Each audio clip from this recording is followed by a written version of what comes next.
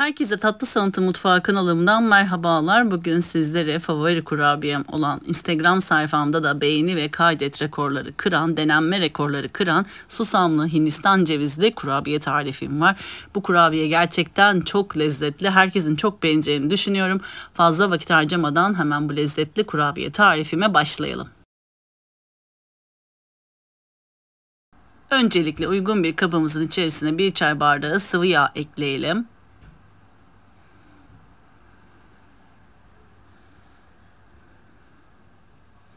Bir adet yumurta ekleyelim.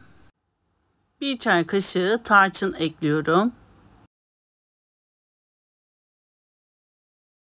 4 yemek kaşığı kavrulmuş susam ekliyorum. 1 çay bardağı mısır nişastası ekliyorum.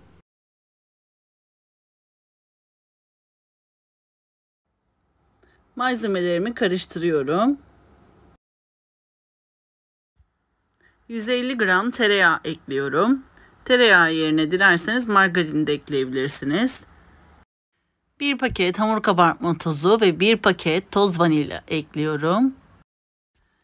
2 su bardağı unumu ekliyorum. Normalde 3 su bardağı un kullandım ama kontrollü eklemek istedim önden. 2 su bardağı unumu ekledikten sonra 1 su bardağı pudra şekeri ekliyorum. Elimle şöyle bir yoğuruyorum kıvamını görmek için. Elimize yapışan bir kurabiye hamuru elde ettiğimiz için öncelikle yarım su bardağı unumu ekliyorum. Sonra tekrardan yarım su bardağı un ekleyip toplamda 3 su bardağı un eklemiş oldum. Bir çimdik tuz ekliyorum. Yani yarım çay kaşığı kadar tuz ekliyorum.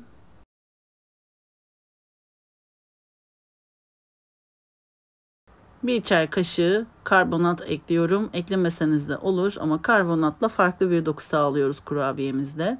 Yarım su bardağı unumu ekledim. Tekrardan biraz cıvık olacağı için yarım su bardağı unumu daha ekliyorum. Toplamda dediğim gibi 3 su bardağı un kullanmış oldum.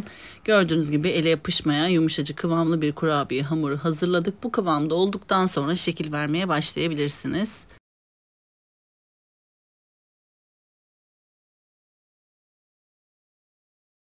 Kurabiye hamurumdan parçalar kopararak avucumun içerisinde rulo şeklini veriyorum. İstediğiniz şekilde yapabilirsiniz. Dilerseniz oval şeklinde, dilerseniz yuvarlak şekilde yapabilirsiniz. Çünkü kurabiye hamuru çok güzel şekil alabilen kıvamda bir hamur. Gönül rahatlığıyla sevdiğiniz kurabiye şekilleriyle yapabilirsiniz.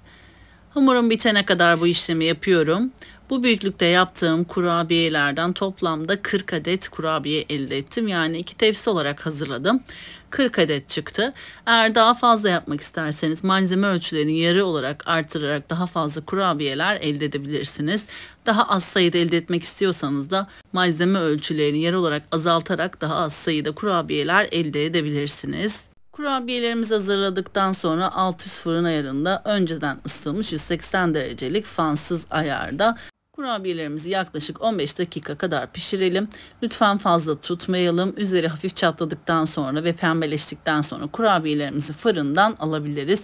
Gördüğünüz gibi kıyır kıyır ağızda dağılan, uzun süre bayatlamayan çok lezzetli kurabiyeler elde ettik. Üzeri hafif çatladıktan sonra fırınımdan aldım. Ben toplamda 15 dakika fırında tuttum. Şimdi hemen kayısı reçelim vardı. Kayısı reçelimin bir miktarını suyunu bir kaba süzdüm. Suyuna ilk önce kurabiye hamurunu batırıyorum. Sonrasında da Hindistan cevizine buluyorum.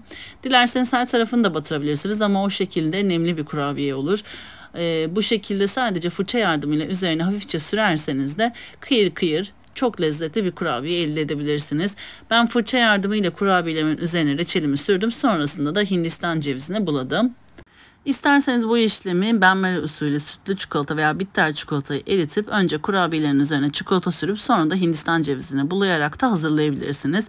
Veya sürülebilir çikolatayla da erittikten sonra üzerine sürülebilir çikolata sonra Hindistan cevizine de bulayabilirsiniz. Damak zevkinize göre farklı reçellerle de kullanarak hazırlayabilirsiniz.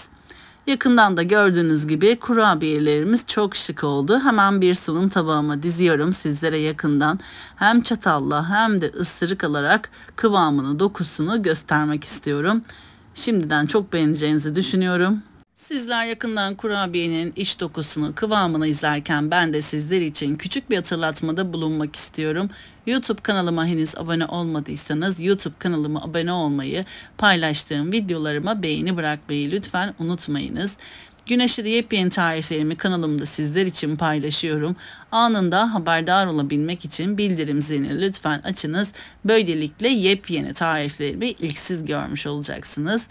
Bu tarifimi ve videomu beğendiyseniz eğer sevdiklerinizle paylaşıp bana destek olabilirsiniz. Beni hangi şehirden veya ülkelerden takip ediyorsanız yorum kısmına yazabilirsiniz. Hepinizin mesajlarını tek tek okuyorum ve görüyorum, cevaplandırıyorum. Şimdiden güzel destekleriniz için hepinize çok teşekkür ediyorum. Yakından da gördüğünüz gibi hemen çatalla da dokusunu göstermek istiyorum. Kıyır kıyır ağızda dağılan çok lezzetli bir kurabiye. Eminim anlaşılmıştır. Şimdiden deneyecek olanlara afiyet olsun. Denedikten sonra yorumlarınızı sabırsızlıkla bekliyorum. Henüz tarifimi denememiş olan kıymetli takipçilerim için deneyen takipçilerimin yorumları çok önemli olacaktır. Bir sonraki yepyeni tarifimde tekrardan sizlerle görüşmek üzere. O zamana kadar kendinize çok iyi bakın. Hoşça kalın.